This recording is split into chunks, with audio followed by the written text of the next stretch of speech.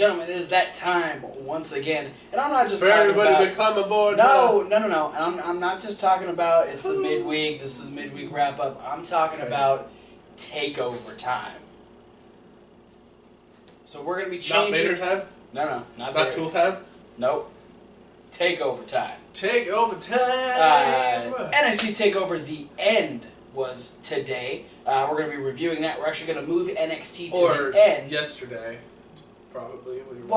We just finished watching it. So we're going to be changing up the order. We're going to save Takeover for the end. We're going to blaze through main event and Lucha Underground. Especially main event, because man was that so we'll start with that. We open up. Zack Ryder makes his way out. The highlight of main event is this time Dolph Ziggler commentated all 3 matches, not just the last one. Yeah, he's the first to come out, followed by Zack Ryder, followed by Sheamus. Boo! So already he's not really in the mood for it. We get a match that was pay-per-view quality, and there was about 5 or 6 times we thought Zack Ryder was going to beat Sheamus on main event. Unfortunately, after about 3 or 4 different near falls, roll-ups, small packages, everything, Sheamus hits a bro kick and picks up the win. Yeah. Great to know that 2 guys who won their matches at WrestleMania this year get to open main event. Well, let's talk about 2 guys that were in the Andre the Giant Memorial Battle. Oh no, only one of them was. That'd be Victor. Victor got to be in the Andre the Giant Memorial Battle Royal. He comes out, and he gets the job to... Then Titus happened.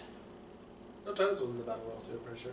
No, he was suspended. He didn't make it to WrestleMania. He was in the other Battle Royal where Sheamus fucked his shit up. Yes. And, yeah. Titus happened. Then in our main event, we had Rusev versus Sin Cara. Most noteworthy thing about this was Sin Cara had a new motif going on, half black, half white. It was cool. Rusev wins with the accolade. Go fucking figure.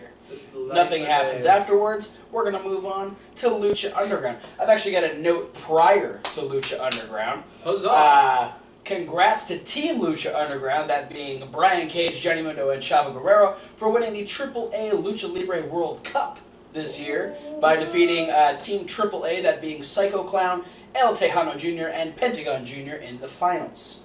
So if you followed any of them on Snapchat, if you followed Melissa Santos, or any of the Lucha Underground people that were in Mexico, you got to see some highlights and stuff. So congrats to them for winning the cup.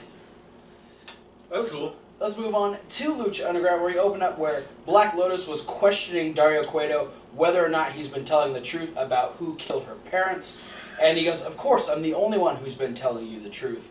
And she's like, well... Believe me, I'm not sketchy looking. Yeah, and because she's talking about how she had to stop Dragon Azteca from killing Matanza while he was in a cell, and so he's like, you know what, I'm going to give you a chance to get revenge, because I'm going to put you... This is the first match announced for Ultima Lucha. We are getting the in-ring debut of Black Lotus. She's going to take on El Dragon Azteca Jr. And Dario says you can get your revenge for your parents, and you can take his mask. So, Lotus is, being fed all this garbage, and now she's garbage. Now she gets to have her first match at Ultima Lucha against El Dragon Azteca Jr. Let's just hope her match looks better than those cheesy karate vignettes she was doing during Season 1. Never know. Then we had Marty the Moth creeping up behind Melissa Santos because he wants to call out Kill Shot. He's dangling the dog tags that he stole a few weeks ago, and Kill Shot ends up showing up. They beat the crap out of each other on the outside, end up getting a double count out. Yeah. The ref actually gave them multiple chances to get back in the ring. He counted to like 30. And then he counted 3 times. And then eventually just said, nope, all right, that's it. You guys are done. They fought for a bit more. Killshot almost got his dog tags back, but Marty ended up taking them back and then slipping out of the ring and running away with them once again. I'm sure this will end up being like the Cage versus the Mac match at last year's Ultima Lucha. Yeah. So we'll be setting something up for that here pretty soon. we had the interrogation of Mr. Cisco as he was arrested by Joey Ryan and Officer Reyes. He's pretty much given the option of either rotting in jail or wearing a wire to help get more information, some probably more than likely damning information on Dario Cueto, so they can finally bring him in. And so he hasn't officially agreed to it, but there was definitely more conversation going on. So we'll have to see where that ends up leaving. Then we had an interesting tag team match with a stipulation on it. This would be a nunchuck match. Yeah. Guess what was legal in this match? Chairs. Nope. C4. Nope. Barbed wire. Nope. Pancakes. Oh. I mean nunchucks. What the fuck? Yeah, this is Aerostar and Drago taking on PJ Black and Jack Evans. Yeah. Team Ball Kicky Kicky versus Team Dragonstar. The match itself was pretty ridiculous. And it was entertaining though because they whacked the shit out of each other. Oh yeah, no. Once they got the nunchucks, they went full force with them. They were not holding back at all. I love the last one. Like Drago hits Jack Evans in the ring, and Jack Evans does this like triple spin. And this was after Aerostar and Jack Evans were fighting on top of Dario's office. And you had a mini heart attack. I did because you didn't realize they were on the office. Yeah, I didn't realize where they were. So and when Aerostar shoved him over the guardrail. Yeah, Aerostar shoves Jack Evans, and I go, "Oh God!" And then I realize he's on the office, and then Jack Evans ends up falling off the office onto PJ Black, and then Aerostar dives onto both of them. Yeah, no, this show's gonna give me a heart attack one of these days. But yeah, Jack Evans winds up in the ring. Pizza, most likely. Probably. Jack Evans winds up in the ring with Drago. Drago whoops the shit out of him with some nunchucks, then spews green mist in his face, and then locks him in the Dragon's Lair for the win. I think we had... Yes, alright. So our main event is a very interesting situation. We have a 6-on-6 tag team match. 12-person tag. The teams are... we have... On Team A... Prince Puma, The Mac, Tejano, Sexy Star, Son of Havoc, and Rey Mysterio Jr. And on Team B... We have Phoenix, Chavo Guerrero, Ivelisse, Johnny Mundo, Taya, and King Cuerno. Now, before the match even starts, we get the return of Pentagon Jr. He comes out in his Professor X wheelchair and says something to Chavo like, "Hey, when I was down and out, you were the only one that was there for me. I appreciated your support. But now I've come back to destroy you." He stands up out of his chair, beats the crap out of Chavo. Breaks his arm. And Dario welcomes him back. He's surprised he's standing after the beating Matanza gave him. But he gives him the option. He asks the believers whether or not he should be in the match. They all chant yes, so he gets put into this match. Now the stipulation being that whichever team wins, next week they'll face each other in a 6-way elimination match, and the winner of that will face Matanza at Ultima Lucha Dos for the Lucha Underground Championship. Yeah, they call it the 6 to survive. Yes. And this match is just complete and utter insanity. There's 12 people in this match. Flips and dives and wrestling and all kinds of crazy shit is going on in this match. There's a good exchange. In my opinion, one of the best exchanges was the Son of Havoc and Ivelisse on opposite sides. They both get tagged in at the same time. They had a really good little wrestling exchange. I mean, they've been training together for fucking ever now. So yeah, it was just one of it's like out of all the whole match was like the cleanest, most sporty exchange. Yeah.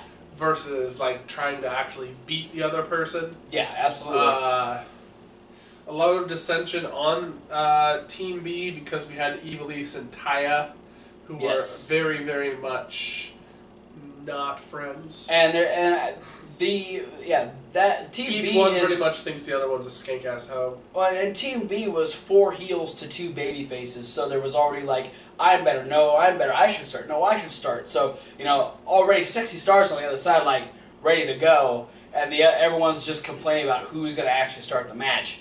And then we end up with this huge dive spot where everybody is just doing some sort of flippy-do move to the outside. Wasn't it Cuerno did the arrow from hell to Phoenix? Yes. And he landed right on... No, he landed on Pentagon Jr. And they landed right on this lady who was right in the front row, and there was like all these big like buff dudes in Lucha Underground shirts, they were all, and the one person that got hit is the woman. Yeah, they were. I want to say they said who they were. They were all some branch of the armed forces. I want to say they were all Navy people or something like that. And she was the only one that wasn't dressed in the same outfit. She was dressed like, you know, casual, fancy. Night on the town. Yeah. She's looking good. She got dove on. Yeah. But yeah, so this all ends like hardcore. Like they fell over. Yeah. Ray ends up trying to go for a dive. He gets stopped by Johnny Mundo, and then Mundo tries to dive, and he gets stopped by Puma. By Puma, and then while all the other ones are on the outside, we get like this three-way battle where obviously the babyface team, Team A, is kind of in the driver's seat because you have Puma and you have Rey Mysterio, and Johnny Mundo's working all by himself on the opposite side. So Ray ends up hitting the 619 on Johnny, and then is trying to set him up for the 630. Johnny is actually able to push Rey Mysterio into Puma, knocking Puma down. Johnny hits the flash kick on Ray, goes up to the top rope, hits a top rope Spanish fly. Spanish fly to Prince Puma. Team B picks up the win. Yeah. So now, next week, we'll be having Phoenix, Pentagon Jr., Ivelisse, Johnny Mundo, Taya, and King Cuerno in a 6-way elimination match. The winner faces Matanza at Ultima Lucha 2. And before we leave Lucha Underground, we had the awakening of Mil Muertes as Katrina wound up in King Cuerno's trophy room, and she raised up the Rock, and then he woke up, he had red eyes, and he bashed his head. There's a lot of fog. He bashed his head through the glass, and he is awake. Yay for him. And that is it for Lucha Underground. Now, the rest of this video is going to be strictly talking about NXT TakeOver, The End. This is not the end of NXT. This is not the end of TakeOvers. This is strictly the end of the Joe Balor feud. This is the end of the beginning of NXT. Yeah, this is... Triple H explains it after the show there was a Facebook Live interview, and he was saying that NXT was widely regarded as the developmental territory for WWE, and he says that is the end of that completely. Yeah. NXT is a brand. Its own brand, is its own unique experience, and it's, NXT is the next thing. Yeah. It's already the thing. And it deserves it. It's because it's always fun to watch. So it deserves to be in its own light. It doesn't deserve to be the step below WWE because it puts on better shows on the regular than WWE does. Yeah. With less than half of the TV time that the main roster gets. So way less than that. I mean, NXT puts on a better 1 hour than usually the 5 hours of Raw and SmackDown together. It's true. So let's go ahead and start off NXT TakeOver with the debut of Andrade Cien Almas as he would take on the Perfect 10, Ty Dillinger. It's the 100 versus the 10. Yes. A fantastic way to start this match. A fantastic debut for Almas. Ty Dillinger wrestling fantastically at the opening of this match, making Andrade Cien actually look bad. Yeah, no, during the opening portion of this match. Yeah, it was one of those things. Originally, he was probably supposed to face Elias Samson, but Elias Samson actually ended up getting hurt over the last couple of days at a house show. I think his something to his left ankle, a fractured ankle or something like that. In a match against Almas at a show. So good job. So it ended up getting switched to Ty Dillinger, which initially is kind of a detriment to CN because Ty Dillinger is so over with the crowd. Yeah. But it does allow for CN to really have to step up his game. He doesn't really get to squash the other guy and be like, oh, look how high-flying, flippy luchador I am. He has to keep pace with Ty Dillinger. Yeah. Who's been around the block a few times in NXT. They had fantastic chemistry. I absolutely enjoyed everything they did. The wrestling spots, the back and forth. There was the one they were doing like the crisscross, and then Ty Dillinger went for a drop down, and CN drop kicked him in the face. Yeah. I didn't see that one coming. I like his step up Hurricane Rana. Yeah, no, he's got some fantastic moves, and I think it really helped him that Ty was his opponent instead. And Ty was actually pretty close to getting a win. He was getting ready to hit his fireman's carry neck breaker onto his knee, but CN was able to the exposed knee. Put your knee away. CN was able to fight out of that. He actually ended up doing a double backflip knees to the spine of Ty Dillinger, which dropped him in the corner. He finished him with running from one side of the ring all the way to the other, driving both knees into Ty Dillinger's face, and picking up the win. So he's got some intense moves. He's got some flippy moves. He's got some great in-ring presence. A finisher that Sasha Banks does. Well, that's not... Yeah. I think he weighs a significantly... Oh, obviously, but I'm just, it could be better. It's like Elias Sampson. He needs a better finisher. No. The Revival Scarfy looking boys. to become two-time NXT Tag Team Champions as they took on the current champions, American Alpha. 10 out of 10, we'll watch again. Holy crap. You attributed it to the Seth Rollins-Dean Ambrose feud.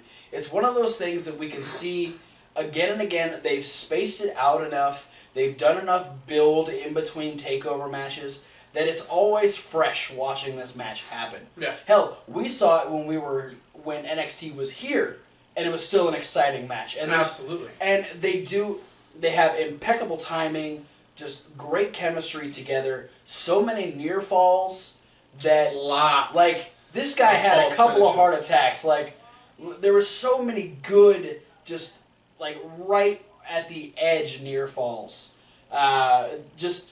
And some new types of double teams, and you were very impressed with their double knee sliding abilities. Okay, so they all four guys end up fighting in the ring. They wind up in other corners. They do the little do-si-do. Both Dash and Dawson try to do back suplexes to Gable and Jordan. They both wind up on their feet. They both trip them up. Both do ankle locks, and then they end up getting out of the ring, and then both Jordan and Gable do a double knee slide, and just they are having so much fun with this double team situation. It's fun to watch them have fun. Jordan has found the missing piece that he needed in NXT, and Gable is just so much fun. He's always into everything that's happening. Yeah, I want to say they each had a very similar spot towards the end of the match. One where it was Dawson hit a sunset flip on Jason Jordan, and then Dash actually had to come in and clothesline Jason Jordan to knock him over, and then he ran and he tackled Gable through the ropes to the floor. Yeah. I got a near fall that way, but then in retaliation, Gable went to hit a German suplex on Dawson and wasn't able to get it off until Jason Jordan drop kicked him. Yeah. Into a bridging German suplex to get a near fall off of that. So that was the story of this match. The story of this match was double teams. It wasn't your usual, you got to get the hot tag to get the win type of tag team match. It was very much about teamwork specifically on both sides, which made it even more interesting. Yeah, this reminded me a lot less of a typical WWE match and a lot more of an independent wrestling style tag team match. Yeah, a very, very fast pace. You know, a lot of unorthodox things were happening in this match, and so we get Dash is just about to get the assisted back suplex. He winds up on the wrong side of the ring. Jordan gets tagged in, delivers the big spear in the corner, and he sets him up, and he's about to toss him to Gable, who then gets blindsided by Dawson. Gable goes tumbling out of the ring. Jordan, actually, when tossing Dash gets caught by Dawson. Jordan turns around into the Shatter Machine. Gable is unable to get back. He was not ready, willing, and Gable to get back into the ring, break up the pin. Dash and Dawson are 2-time NXT Tag Team Champions. Record breakers. Record holders. The first ever 2-time as a unit champions. Yeah. Champion in NXT. Yeah. No. I mean, I think one other Neville, I think, was a two-time. Neville himself is a 2-time NXT Tag Team Champion, but it's been with different partners both times. So as a unit, as a single, as strictly a team, they are the first time 2-time NXT champions, tag team champions. So a big feather in the cap to them. Hell yeah! I was surprised as hell. They're my boys, so I knew they were going to push it.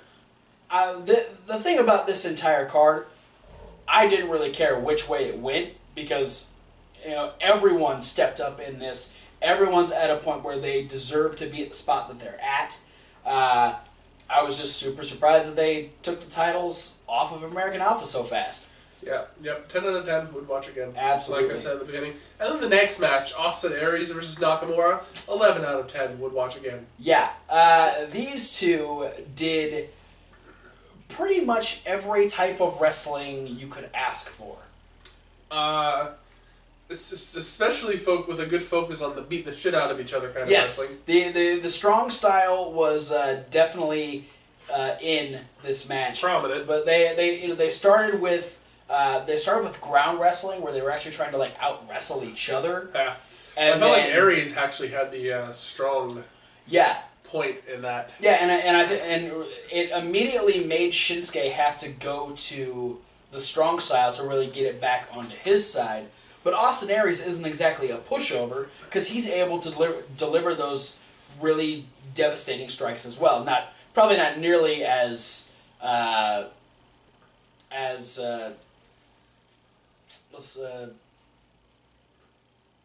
severe as Nakamura. Nakamura's obviously not as Hammer-esque. Yeah, less Hammer, more.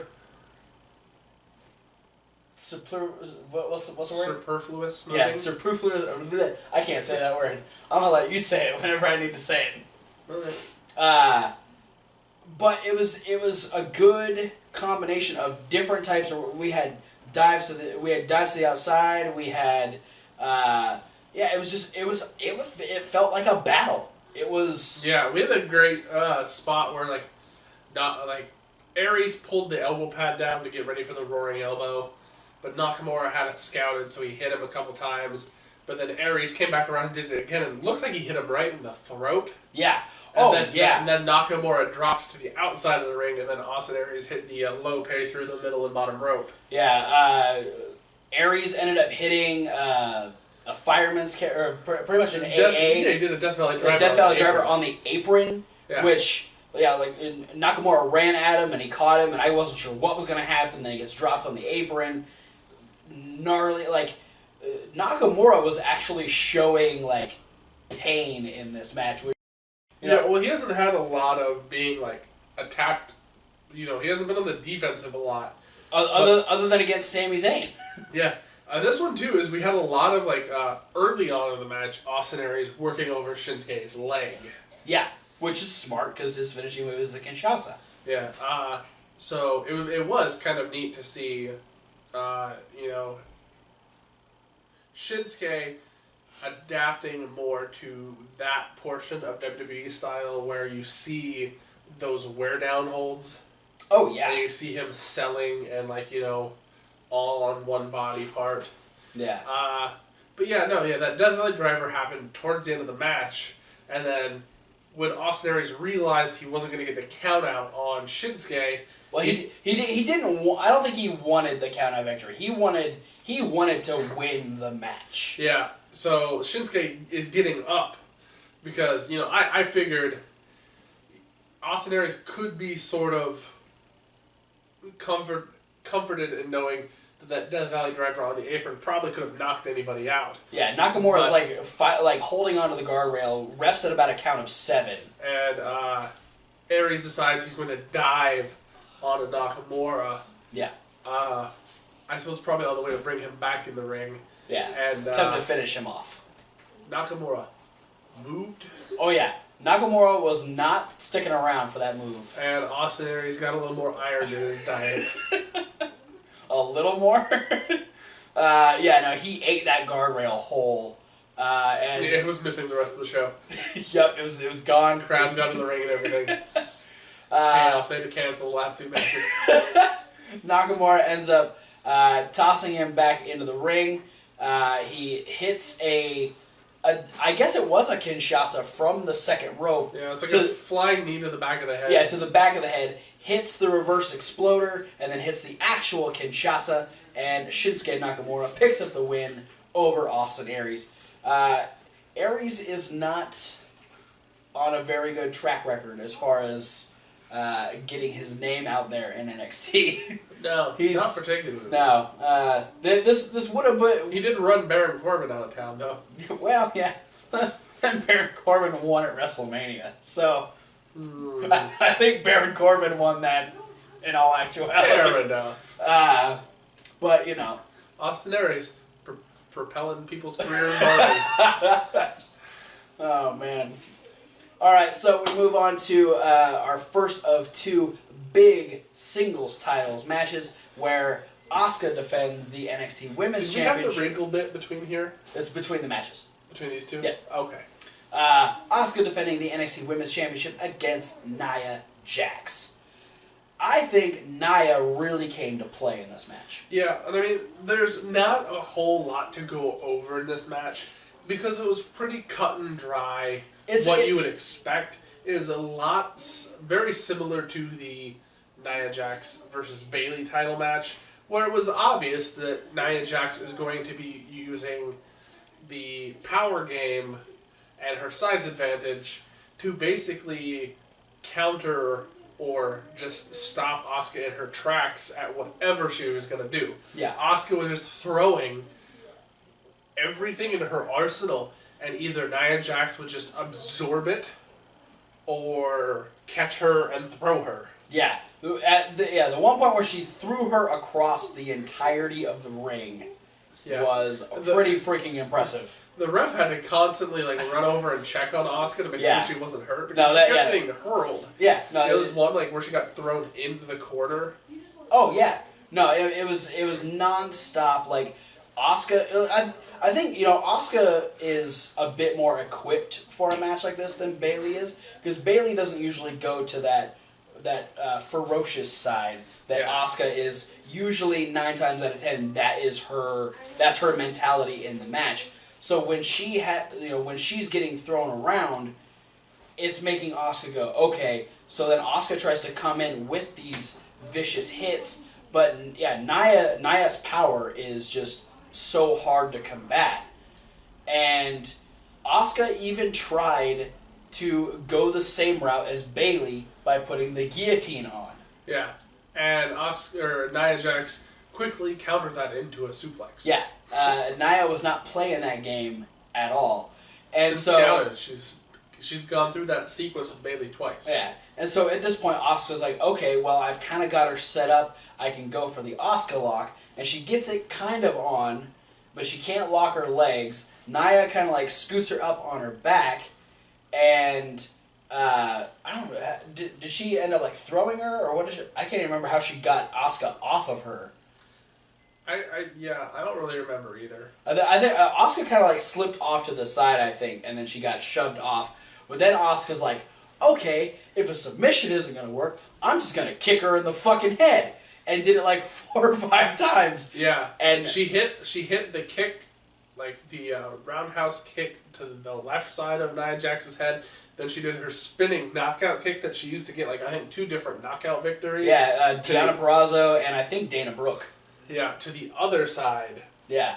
Nia's head. Nia drops to one knee and then just screams at Asuka. Yeah, and so Asuka just does another kick and then hits the ropes and comes back and knees her on the dome. Yeah, and yeah, so after all those strikes, Nia Jax is out. Asuka is able to make the pin, and she retains the NXT Women's Championship. Yeah, so the key for Asuka to beat Nia Jax is to treat Nia Jax's head like a soccer ball. Kick her in the fucking head.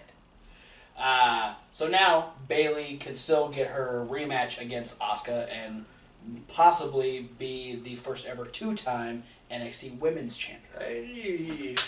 So before we head into our main event match for the NXT Championship in a cage, we had this other girl. I don't like her. She bugs me. I don't know what her name is. It's not Kathy Kelly because I like her. She does like the pre-show stuff.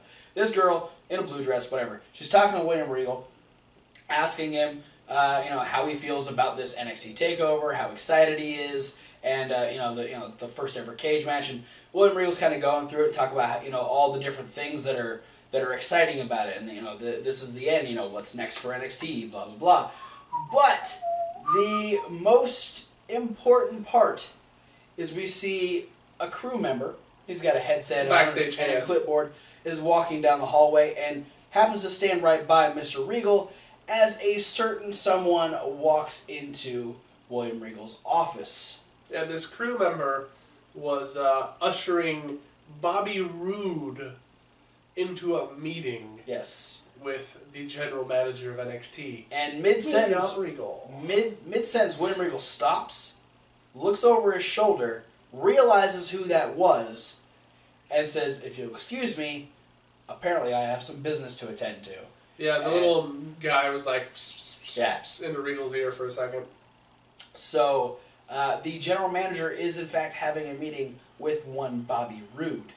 So, what does that mean for NXT? It means he's going to debut next week as Bobby Roode.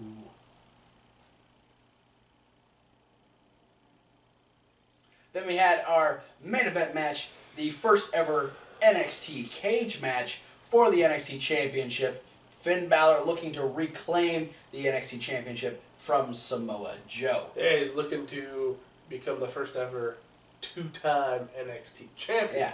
The Revival did it first. Can Finn do it next? Yep. First off, his demon look is all black and white, which was a very interesting color scheme. Well, I think a lot of the design elements, I think, were pulled off of the Balor Club T-shirt. It was very, not that one specifically, but the other one that has the white triangles on it. It's got black triangles. Yeah, there's like little pins. But yeah, it very seemed like they were sort of going off the merchandising motif on this one more so than the rest. Yeah, red. Yeah, no red. Strictly black and white. There are a few little gray accents on the face and on the back of his neck, but it was definitely one of the most simple designs they've done since the first one. Mm-hmm. I think maybe they just didn't have as much time. That could have been a attributing factor. Yeah. But we don't know. Yeah. But it looked cool because he came in crashing through a piece of cage that was on the stage. It was, I liked, because they did the usual fog bit, and he stood up out of the fog and, latched onto the cage in front of him. It was a cool addition to what was, traditional Finn Balor entrance. But he used the cage. He didn't go through the door. He actually climbed to the top and did his taunt. Walked across the top rope. And it was cool. He walked over to the corner that he was going to be in and actually stood there in pounce position on the top rope. Perched like a gargoyle. Gargoyle? Gargoyle. Well. Gargoyle. Where are you from? I got an accent machine and it's set to demo mode. Whatever. If anybody gets that joke reference, post it in the comments and I'll send you something. I don't get it, so I'm not getting anything. So, yeah, Joe makes his way down. They are just staring each other down from the get-go in this match. And it was... It was intense. It was. The cage element, because we get so many cage matches on the main roster, that, you know, we just had the Asylum match, you know, we had Hell in a Cell a couple months ago, we get the Elimination Chamber, we get steel cage matches, we have all these different types of cage matches that you don't really realize the impact it has until you see it in a place it's not usually at. Yeah. What I liked right off the bat is that, like, Joe immediately tried to power Finn to one side of the ring and then immediately make a beeline for the door. Yes. Yeah. Like, right off the bat. The first thing he did was try and go out the door as fast as he possibly could. And that right there set the pace for there to be a sense of urgency for Samoa Joe to actually escape the cage through the door. Yeah. Because going through the door is legitimately the fastest way to win a cage match. Yeah, because it takes way more effort to climb the cage. And a lot more effort to make somebody hurt enough to pin them or make them submit. Yeah. And I think it's a smart move because going into this match, Finn Balor in the demon form is undefeated. Yes. Yeah. So the demon has never lost. It makes sense that Joe would be going out of his way to try and get this over with as fast as possible. Yeah. And that even led to a really cool sequence where as Finn pulled Joe back in and actually tried to like sneak over Joe to try and get out, and Joe was like right there to grab him too. So there was a lot of both of them trying to use that easy access for a win early on in the match. And then the focus became Joe did such a good job of using the cage as a weapon that he took every chance he possibly could to hurl Finn into the sides of the cage. Yeah, there is one time that Joe took a chance that I think didn't pay off. No. And it was, they were both standing on the top rope, and Joe went for his little, like, enziguri, gamenguri kind of kick. Yeah. And he did. He jumped up and he kicked Finn. He kicked him. But then fell 10 feet to the goddamn ring. Yeah, no, it was... You know, he was not 10 feet, he was probably like 7 feet. But he just jumped off the top rope, up, high enough to kick Finn Balor in the back of the neck, so he could just fall straight down to the floor. And then on the flip side, Finn did something that he thought was going to work very well for him, where he was standing on the top rope. Well, it did work for him. For a second. About 1 second. Finn was standing on the top rope and had Joe between the ropes and the cage and delivered a kick straight to his fucking mouth. And it's his regular mouth. So awesome. You've knocked out Samoa Joe. Too bad you're on the top rope, which he has now just slumped down on, causing you to crotch yourself. So it was effective for a second, but then instant karma came Finn Balor's way. Yeah. And then we got the both guys kicking out of each other's finishers. Finn at one point trying to hit the 1916, Joe turning that into Coquina Clutch. Yeah, and then recalling their original match. From Dallas, where Joe goes for the Coquina Clutch and Finn walked up the turnbuckles and broke the hold by landing on top of Joe and back rolling out and then doing a double stomp to the chest. Yeah. Basically trying to set Joe up in place so he can hit the double stomp off the top of the cage. And he was very close to doing so. He had made his way to the top of the cage. Joe then grabs his leg, and at one point Finn has both legs over the side of the cage, where if he could have slipped away, he could have just dropped and won the championship. Yeah. but Joe is able to manipulate him into the Muscle Buster from the second rope, and it's elementary from here. Samoa Joe retains the NXT Championship. Demon Finn suffers its first defeat. You know what? And there's something we completely forgot to talk about. Huh. So we're going to go back and talk about it. After American Alpha lost the NXT Tag Team titles. Yeah, this was... I kind of felt like this was supposed to be a bigger deal than it got played off as. Yeah, I think after the intensity of that match, it was kind of... It left people more so wondering why, especially when there's probably a chance we're going to get another match between Alpha and Revival. Yeah. But American Alpha are, they're trying to get their bearings. And I feel like it would have suited itself a lot better had the Revival won using like a roll up or some sort of cheating. Had they not used their double team finisher. They got a clean win on American Alpha. So it was a very definitive American Alpha and their fans are now down and out moment. Yeah.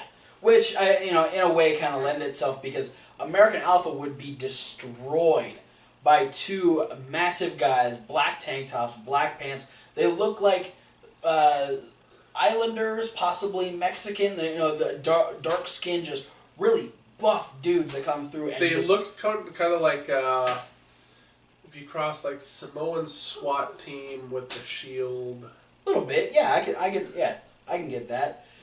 So as this team, which I guess Triple H called the Authors of Pain, that's so far that's the only thing we know them as. As they are continuing to beat down American Alpha, a familiar face shows up at the top of the walkway, that being the former manager of the Legion of Doom, Paul Ellering, who is apparently the mastermind behind this tag team. Yeah, I'm excited because I was a fan of Paul Ellering as a leader of the Legion of Doom and the Road Warriors as their manager. He was a good accessory for them. The one thing is that like Hawk and Animal had the ability to cut promos. Mm-hmm. Like they weren't bad. And Paul Ellering was also really good at cutting promos. I feel like he's going to be brought in because, not to knock these guys because we know absolutely nothing about them so far, other than they came in and they beat up American Alpha, and they could probably be related. They look. They could definitely be brothers. That I feel like when you bring in a manager for a group like this is, that he's probably there to be their mouthpiece. He's probably there to be the guy that cuts the promos because that might not be their strong suit. Yeah. The one thing is that I think Paul Ellering is a very interesting choice because he's not as familiar to the WWE universe as a lot of other former managers could be. He was the Road Warriors Legion of Doom manager, but the time he spent with them in WWE was very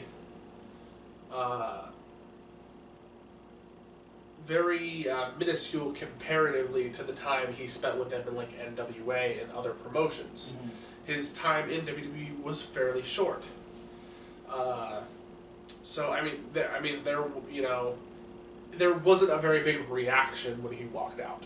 No, and I think in a way that kind of lends itself to this team because I can't imagine Paul Ellering's lost a step in his talking abilities, especially since his Hall of Fame acceptance speech was pretty short, but he still has those promo chops. Yeah. So I feel like the fact that he has a lineage in wrestling itself, but he's not well known in this current day crop of superstars and managers, I think that's going to add a really good flavor to this tag team. Yeah. On top of the fact that they are completely destructive, he's known for being with a destructive team before.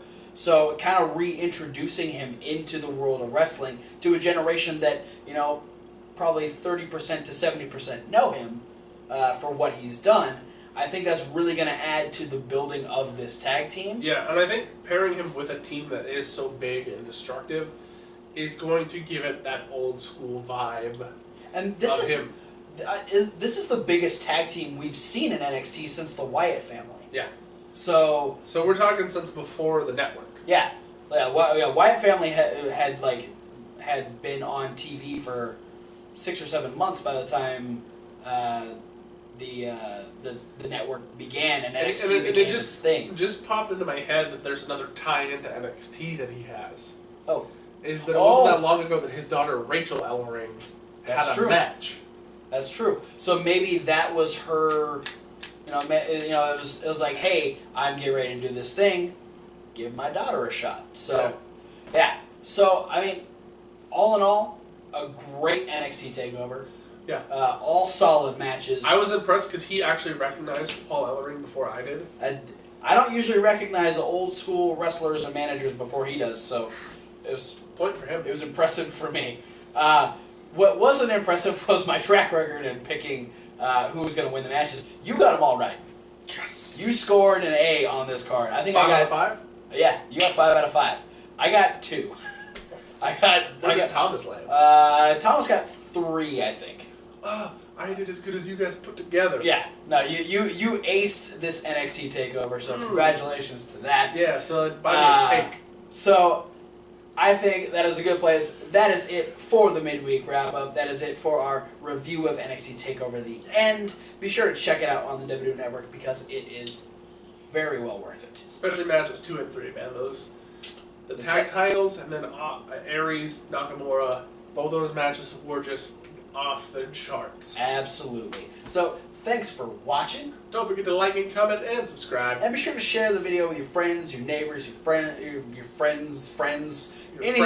Your frenemies, enemies, whoever you got. Share them with somebody. Click the links down in the description so you can get updates when those videos go up. Yeah. You can check out our Instagram for weekly pictures. Links to all the different social media sites that we are attached to and our emails if you just want to talk to us. And if you're not a fan of watching YouTube videos or you want to hear us talk about wrestling on the go, check out our SoundCloud where you can download the podcast and listen to us every week with brand new reviews of wrestling. For those of you that do want to watch the videos, you can check out that playlist.